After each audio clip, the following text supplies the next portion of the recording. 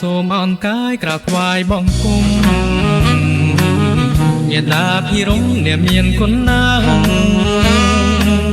ពេលនេះរូបកូនបែកពីគ្រួសារកូនសែនទុក្ខា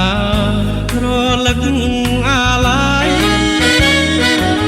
អរនាងម្ដាយថ្លៃសូមម្ដាយកុំយំសូមនាងមានគុណនៅឲ្យសុខស្បើយចិនដល់ថ្ងៃកូនឃ្លាតពីម្ដាយហើយដើម្បីបំពេញចិនដល់លោកថ្លៃអើយ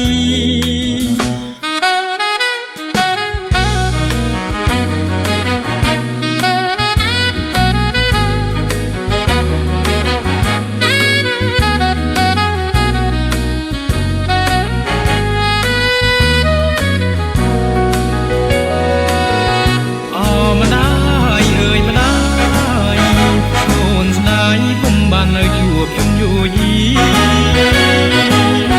ចោលម្ដាយកំព្រីអូនលាទៅតាមបណ្ដាំយ៉ាងហើយ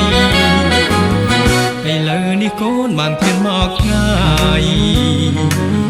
កូនរែងសោកស្ដាយអានទួមកថ្លៃតាំងពីរូបកូនបានចេញមកឆ្ងាយកូនសែនអាឡ័យទាំងស្នត់លឹងនេត្រា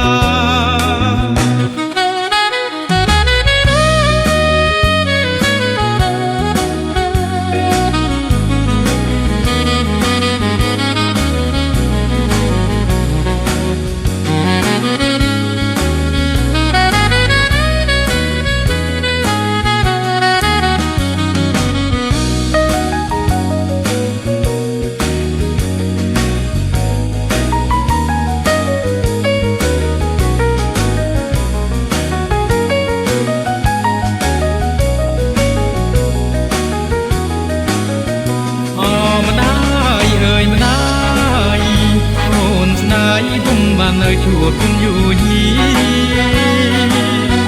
ចោលម្ដាយកំព្រីអូនលាទៅតាមបណ្ដាំយ៉ាងហើ